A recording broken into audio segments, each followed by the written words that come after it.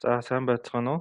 За ингээд өнөөдөр би та бүхэнд болохоор нийтийн тээврийн автобусны өгөгдлийн шинжилгээн дээр хийсэн нэг өмнө нь хийжсэн нэг ажлуудаасаа нэг санаа хуваалцах гэдээд ихтлээ бэлдсэн байж байгаа. Тэгэхээр энэ дээр яг хуу их өгөгдлийн шинжилгээ гэж нэрлэлсэн байна л да гарч энэ дээр. Ер нь зүгээр их өгөгдөл гэдэг бол хэмжээ бол за яг хуу ярьж байгаа. Гэхдээ мэдээж маш их хэмжээний өгөгдлөөс бол илүү их мэдээлэл боловсруул. Зүгээр яг бизнест их өгөгдлийг тодорхой бүтцтэй ч бай, бүтцгүй ч бай ашиглаад яг валууг нь гарч явах юм бол бас бид нар бас их өгөгдөл гэж бас нэрлэж болох юм аа гэж. За би болохоор Монгол Улсын их сургуулийн хэрэглээний шинжилгээ ухааны инженерчлэгийн сургуулийн мэдээлэл компьютерийн ухааны тэмдгийн багш. За дээр нь бол манай сургуульд бас машин ойны лаборатори гэж байдаг. Тэр машин ойны лабораторийн мэдлэг ба өгөгдлийн инженерчлэлийн судалгааны одоо багийн ахлагчаар ингэ ажилладаг. За өнөөдрийн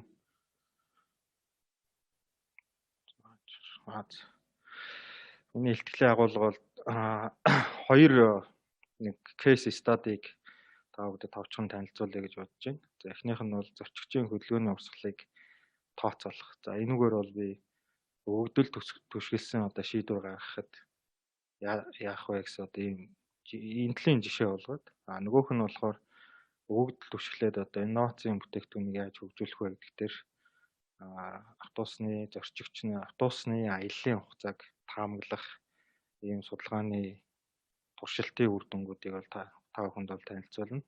За энэ дээр ярихаас өмнө бол нээлттэй энэ хоёр ажил маань бол хоёулаа нээлттэй өгөгдөл дээр бол суурилж хийгдсэн юм хоёр ажиллагаа. Энэ бол Data Улаанбаатар цэгийн нээлттэй өгөгдлийн портал дээр нийтлсэн нийтийн тээврийн газраас нийтлсэн юм өгөгдлийг ашигласан байгаа. За эхнийх нь бол зорчигчийн хөдөлгөөний урсгалыг тооцох. За энэ дээр бол ямар шатаатай алхмууд хийгдэх вэ? Эхлээд бид нийгмийн асуудал тодорхойлон дараа нь эндээсээ нийгмийн асуудлаас өгөгдлийн асуудлыг гаргаж ирнэ. За энэний дараа бол өгөгдлийн загвараа боловсруулад дараа нь машин сургалтын туршилтаа хийгээд загвараа гаргаж аваад тэгээ үр дүнгээ үнэлээд тэгээд бид нар бол гарч ирсэн үр дүнгээ дүрсэлж харуулах гэсэн ийм шатаатай ажлууд бол хийж байгаа. Тэгэхээр өнөөдөр бол Улаанбаатар хот маань нийтийн тээврт бол шинэ систем нэвтрүүлсэн. Гэхдээ бол асуудал хэвээрээ байж байгаа. Тэгэхээр тийм 30 автобус баг ингээд цувраад одоо төгжирсэн байдгийг бол та бүхэн мэднэ. Тэгээд өвөл бол одоо зорчигч нар бол багтдаггүй. Тэгэхээр энэ нийгмийн асуудлыг одоо шийдэхийн тулд хотын захиргаанаас бол автобусны чиглэлүүдийг илүү оновчлох шаардлагатай байна. Тэгээд энийг оновчлоо гэхээр бол ямар асуудал тулгарч байгаа юм гэхээр зорчигчид яг хаагуур явдаг вэ гэдгийг мэдэх хэрэгтэй байна. Тэгээд бид нар бол Улаанбаатар хот бол 2015 оноос систем нэвтрүүлсэн. За энэ одоо бол нэлээд их цахим карт бол зарагдсан байж байгаа. Энэ 850 мянган карт бол өмнөх 17 оны байдлаар байна. Тийм баг. За дээр нь бол биднэрт бол маш олон төрлийн өгөгдлүүд бол байгаа. Тэгэхээр эндээс зорчигчийн яг урсгалыг олохын тулд биднэрт бас жижиг асуудал тулгарч байгаа. Өөрөөр хэлбэл зорчигчид яг дамжин сууснаас босоод зүгээр яг зорчигчид хаанаас хаашаа яваад байгаа юм бэ гэдэг мэдээлэл бол байхгүй. Тэгэхээр зорчигчид бол буухтаа бол карт уншуулдаг. Тэгэхээр яг аль цэгээс аль цэг явчихваа гэдгийг бол мэдэх боломжгүй байж. Одоо биднэрт нэгэнт ийм дата байгаа учраас эндээс бол бид нэр зорчигчийн хөдөлгөөний хэм маягийг зөвхөн энэ картын уншилтын өгөгдлөөс гарах боломжтой маа гэдэг өгөгдлийн асуудлыг тодорхойлоод энэний дараа бол биднэрт бол газрын зурган дээр эндээс ийм зорчигчид хичнээн тоогоор явж байна гэдгийг бол гарах боломжтой байна. За энэ өгөгдлийн загвар дээр бол бид нэр яасан бэ гэхээр буудал дээр эхний суух уншилтаа хийгээд дараагийн Б буудал дээр бас дараагийн суух уншилтаа хийсэн бол эндээс энэ хооронд энэ хүү явжээ гэж үзээд энийг нэгж хөдөлгөөн гэж үзье гэж. Тэгэхээр бид нэр хөдөлгөөний урсгалыг бол юу гэж томьёолж байна гэхээр хоёр буудлын хоорондох нэгж хөдөлгөөний хэм маяг буюу олон дахин давтагдаад байгаа тэр хөдөлгөөнүүдээр бол эндээс энд хооронд бол ийм хөдөлгөөн байна гэж тооцъё. За энэний дараа бол бид нэр хөдөлгөөнүүдийг бол Cummins алгоритмаар бол энгийн алгоритмаар бол ангилаад өөрөлдөл офицеруудын ордноос ер нь хідэн бүлэгт хүмүүс хаашаа яваад байна вэ гэдгийг бид эндээс харах боломжтой. Жишээлх юм бол зурагт үзүүлснээр энэ дээр бол бид нэр хамгийн их нэгж хөдөлгөөний хөдөлгөөн агуулсан мянган хэв маягийг энэ visualization хийгээ харуулж байгаа. Тэгэхээр энэ цэнхрээр бол доор хаяж 50 хүн одоо энэ хооронд ингээ байнга явдаг гэх юм бол энэ цэнхрээр харуулсан тод хүрэн улаанаар бол хамгийн их өндөр ачаалттай байгаа юм хөдөлгөөнүүдийг бол ингээ харуулж байгаа. Хөдөлгөөний урсгалыг бол иймэрхүү байдлаар бол бид нэр дүрсэлж visualize хийж болж байна. Жишээ нь энэ 32-ын тойргоос хайлаас руу ихэд 16,000 зорчигчдын нэг хэвийн нэг тийм хөдөлгөөнд ажиглагдаж байна. За дараагийн хүн дээр бол бид нэр Cummins-ээр бүлэглээд жишээлх юм бол энэ дүүхэ дэлгүүрээс нийтдээ 3 бүлэг зорчигчд явж байгаа.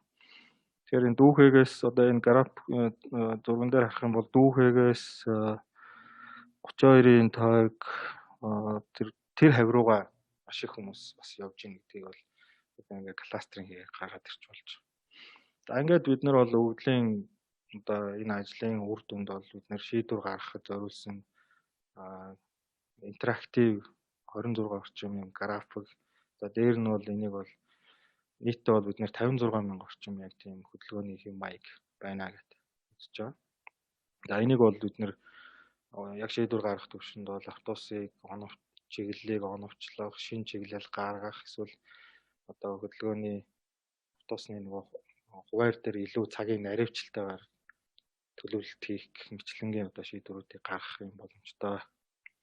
За дараагийн ихтгэл маань сэдв маань болохоор өгөгдөлт түшиглээд инновацийн бүтээгдэхүүн хөгжүүлэхэд санаа өгөх зорилгоор бас та бүхэн танилцуулж байна. За энэ дээр бол бид нийтийн тээврийн автобусны аяллаа хугацааг нь таамаглах. Тэгэхээр нөгөө яг өвөл дараа зогсож байгаа тэр зорчигч нар маань автобусыг яг хизээ ихийг нь сайн мэдчих юм бол өөрөлдвөл тийм үйлчлэгээр бид нар хэрэглэгчийн гар утсан дээр нь авч өгчих юм бол яг цагаа тааруулаад гараад ирэх жишээтэй. Тэгэхээр энэ дээр бол энэ чиглэлд бол бид нар бол машин сургалтын загвар бол бидний гол технологи буюу бидний бүтээгдэхүүний шинэ одоо инновацийн бүтээгдэхүүний гол цөм нь. Тэгээ энийг ашиглаад бид нар бол гар утсан дээр апа хөгжүүлээ явах юм бол энэ бол шинэ бүтээгдэхүүн болж гарч ирнэ. Тэгэхээр энд бол бас л бид нар өвдлийн асуудал тодорхойлсон. Өөрөөр хэлбэл автобус олон буудалд дамжаад тухайн буудал дээр хизээ очихыг нь таамаглана гэсэн тийм. Тэгэхээр хэрвээ биднэрт одоо яг одоо автобус хаана явж байгаа вэ гэж GPS-ийн дата авах юм бол одоо энд явж байгаа юм чинь тэгвэл 5 буудлын дараа энэ хизээ очих вэ гэдгийг таамаглана гэсэн. Тэгэхээр автобусанд суугаа явж байгаа хүн ч гэсэн би тэнд хизээ очих уу гэдгийг яаж болно? Эсвэл тэнд явж байгаа автобус маань яг одоо хизээ ирэхээр байна гэдгийг бас хүмүүс таамаглах юм боломж мэдэх боломж олгож байна гэсэн. Тэгэхээр энд бол бид нэр дараалсан зэрэгэлдээ нэг чиглэлийн дагуух зэрэгэлдээ буудлуудын хоорондох автобусны нэг хөдөлгөөний нэг ч хөдөлгөөн гэж үзэж байна. Тэгээ магадгүй А Б гэсэн хоёр буудалд бол хоёр чиглэлийн өөр автобуснууд яг тэнд нэг адилхан хөдөлгөөн үзүүлж болно. Тэгэхээр бид нэг өвдлийн модель дээр бол хоёр буудлын хоорондох нэг хөдөлгөөнийг л нэг шилжилт гэж үзэж байгаа. Тэгэхээр бидний энэ ажлаар бол нийтдээ бол боломжит 876 орчим боломжит нэг шилжилт байгаа. Тэгээ энэ судалгаанд ашигласан өгөгдөл бол нээлттэй өгөгдлийн портал дээр нийтлэгдсэн автобусны буудал дээр ирсэн хугацааны бүртгэл байгаа. За чиглэл болон бусад мэдээллүүдээс гадна энэ GPS-ийн мэдээлэл байж байгаа. Тэгэхээр энэ автобус яг тэр буудлаар хизээ ирсэн бэ гэдээ биднэрт нийтдээ бараг нэг 4 сарын дата. Тэгэхээр энэ датан дээрээс бол бид нэр автобуснууд ер нь яаж явдаг вэ гэдгийг бас мэдэх боломжтой. За энэ нэг шилжилтийн хувьд бол бид нэр онцлогуудыг тодорхойлсон. Жишээлх юм бол эндээс энэ хооронд замын урт байна. За дээр нь бол бид нэр тарифторийн мөрөөлтийн индекс гэх мэтлэнгээр ийм үүсмэл фичерүүдийг бас тодорхойлж байна. Автобус өөрөөр хэлбэл хэр олон ингэж зүүн баруун тийшээ эргэж явдгийг. Тэгвэл тэдний өнцгүүдээр нь бид авах ч юм уу тийм. За ингээд энд бол нэг 4 бүлгийн 10 орчим онцлогийг тодорхойлсон. GPS-тэй холбоотой байршил, нэг шилжилтүүдийн хоорондох дундаж хугацаа. За дээр нь бол өдөр гариг он сартай холбоотой өгдлөө. За дээр нь бас бид нэг цаг агаарын нөхцөл байдлыг оруулах гэдэг өгдлүүд гаргасан. За эдгээрийг бид нэр feature engineering хийхдээ бол онцлог тус бүрийн хувьд үзүүлж байгаа дундаж алдааны хувь, за дээр нь бас шилж онцлогууд хоорондын бас корреляц холбоо хамаарлууд аль нь одоо илүү нөлөө үзүүлж байгаа гэдээ гаргасан. Мөн энэний дараа бол бид нэр хэд хэдэн алгоритмуудыг бол харьцуулж үзсэн. Тэгэхээр энэ дээр байгаа энэ support vector, gradient boost, random forest гэдэг эдгээр алгоритмуудыг бол бид нар бас өмнө нь ижил төстэй ийм судалгааны ажлууд дээр яг иймэрхүү судалгаан дээр илүү үр дүн үзүүлж ирсэн алгоритмуудыг сонгож аваад тэгээ судлаа гэсэн. Тэгэхээр энэ зураг дээр бол юу харагдаж байна гэхээр хэвтэ тэнхлийн дагуу бол бүтэн аялал дахь нэг жилжилтийн тоо буюу одоо жишээ нь 20 гэдэг бол 21 жилжилт хийхээр алдааны хувь ямар байх вэ?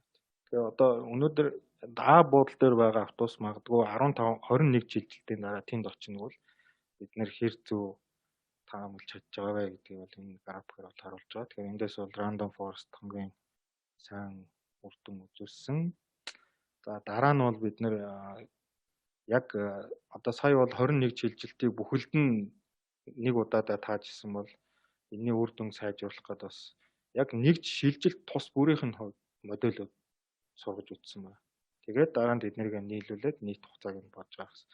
Тэгэхээр энэ дээр бол бидний 11.2 random forest үзүүлсэн хувийг бид нэр бол 8.6 хүртэл бол бууруулж чадсан байгаа гэж. Тэгэхээр энэ алдааны хувь гэдэг бол яг биднэрт бол нөгөө GPS-ийн автобусны буудлын дээр ирсэн цагийн бүртгэлийнхаа өгөгдлөөс харьцуулаад энэ алдааг хувийг нь бол гаргаж байгаа.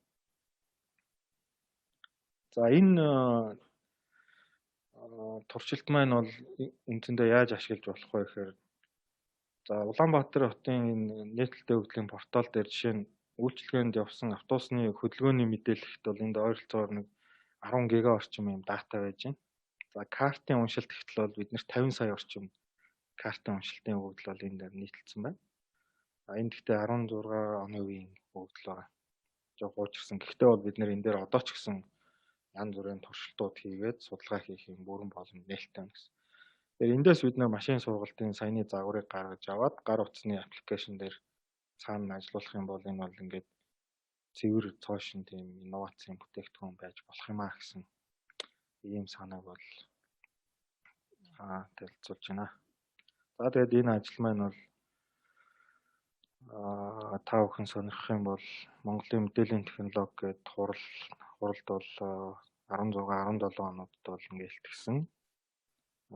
Энэ өгүүллийг бол та бүхэн аваад яг ажилтай одоо холбоотой нарийн арга аргачлалыг нь бол дэлгэрэнгүй танилцах боломжтой байна.